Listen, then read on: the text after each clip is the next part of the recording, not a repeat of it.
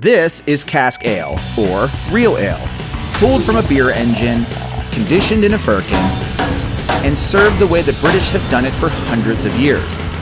But I'm not British. I brewed this bitter in my garage in America, but I wanted to see if I could actually pull this off. Ah, the humble cask ale. But what is it? And where did it come from? Step into any pub in Britain and there is a 99% chance that they'll be selling it. Oh my! Since the dawn of humanity, we've always felt the need to carry things with us. Things like tools and personal belongings, children, and of course, food and drink. When we finally settled down and started farming, we also discovered this new need. The need to store, like wheat or beer or vegetables. So we started making containers to store stuff in. And one of these storage ideas was the barrel.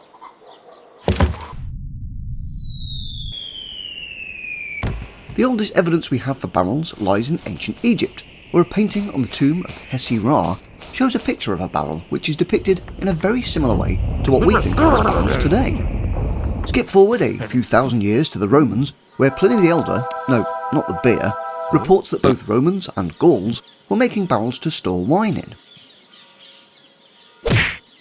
Naturally, their neighbours were doing similar things, and in Anglo-Saxon Britain, they were using barrels to store butter, honey, ale and mead.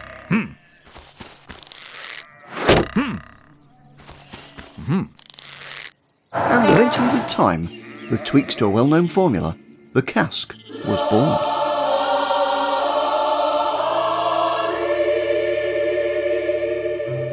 .4 degrees Celsius, which is our mash temperature, and we're just gonna mash in. We'll do it slowly. And we're getting dust everywhere.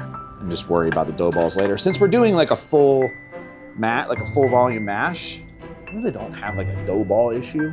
Matt is performing a no-sparge brew day in his single-vessel electric brewing system. Oh yeah, baby.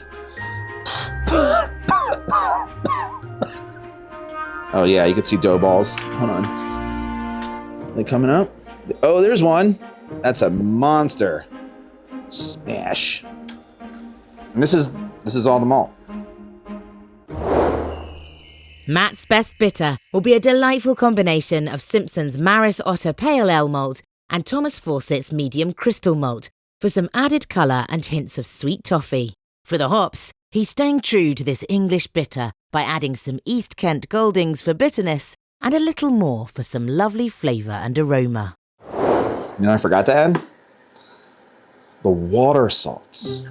To build a traditional mineral-rich water profile, Matt is adding 2.5 grams of baking soda, 2 grams of calcium chloride, 2 grams of kosher salt, 5 grams of Epsom salt, 5 grams of gypsum, and 2 millilitres of lactic acid to accentuate hop bitterness and produce a crisp finish. Yeah, I'm gonna mix this until we get the temperature down. Or, excuse me, I'm using RO water. Okay. Loves that sweet smell of malt. 2.5, or really 2.2 grams of yeast nutrient. I do 2.5. Easier math. We'll do that, and we'll add 1 Whirlfloc Tablet. And we'll do that later. Let it rest for, I don't know, an hour? Yeah, an hour. Should be good to go. Mashing is the process of mixing milled malt grains and hot water to activate enzymes that convert starches into fermentable sugars, creating a sugary liquid called wort.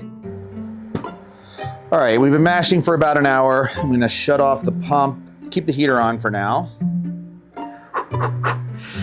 Right. Usually I have a pulley to do this. Not today, buddy. Not today. Okay. Not that bad. Not too bad. All right, let's get some hops. Now that the 60-minute mash is complete, Matt will increase the temperature to 77 degrees to improve drainage and stop enzyme activity in an optional step called the mash out. I like that. I'm just gonna go raw dog right into the container with no hop spider or anything. I could be asking for trouble, but whatever, here we go. After adding his first edition of East Kent Goldings, the wort will be brought to a rolling boil for another 60 minutes before adding the final dose of hops. The boiled wort is pumped through a counterflow chiller, cooling it down to 18 degrees into a conical fermenter. Matt is using pure oxygen into the cooled wort to ensure healthy yeast activity during the initial phase of fermentation. Finally, he's added Lallamand's Nottingham Dry English yeast, thus beginning the long journey into becoming delicious cask ale.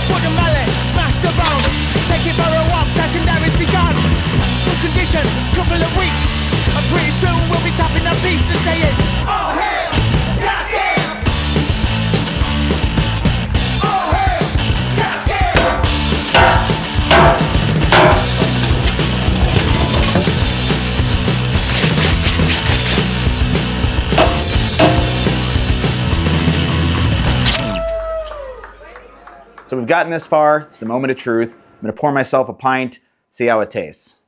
So let's go.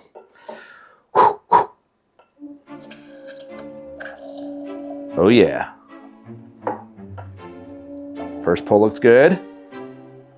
All right, getting a little, oh, no, not too foamy. Yeah, it's got quite a substantial head. All right.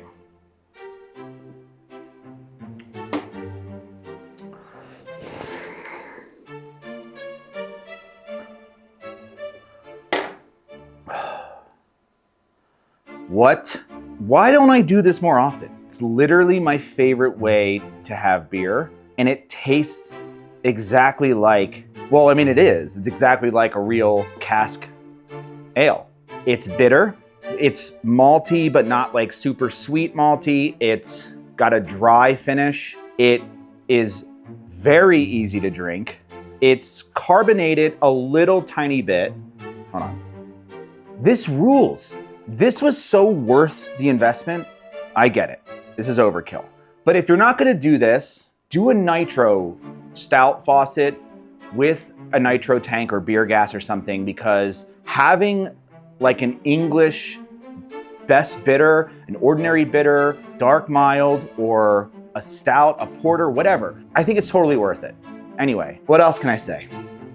Cheers.